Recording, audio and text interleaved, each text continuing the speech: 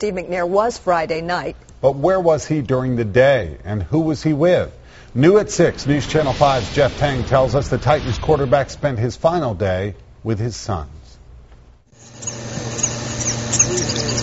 He loved to fish. He loved to eat the big catfish. Steve McNair's last day of life was as peaceful as his final night was turbulent. He arrived about 12 noon with his 2 boys and fished till about 7 o'clock. Drew Maddox first met McNair 12 years ago through a mutual friend. The Titans quarterback quickly fell in love with this pond at Maddox's farm in Gallatin. This was kind of his getting-away place.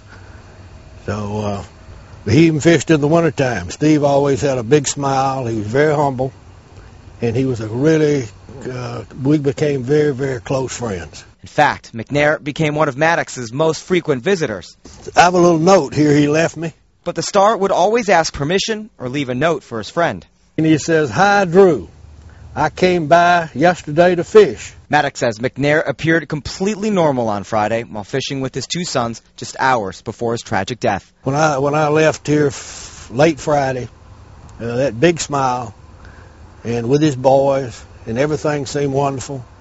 And then hear that, I mean, it's unbelievable, really. Though there are questions and controversies surrounding McNair's final night, Maddox is thankful his friend's last day was spent with his boys. Hadn't let him get off my mind.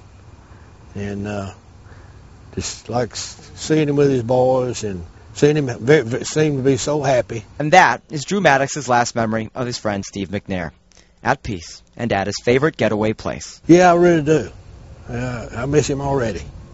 And because he was a special person. So who else would come with Steve McNair on his fishing trips? Well, Maddox says he usually came alone, but if he didn't, he'd bring members of his family, or in some cases, other members of the Titans. In Sumner County, Jeff Tang, News Channel 5 HD. Maddox says McNair would often give to his community when the cameras weren't rolling. In fact, McNair helped several families in Goodlettsville who were wiped out by the tornadoes in Sumner County 2 years ago.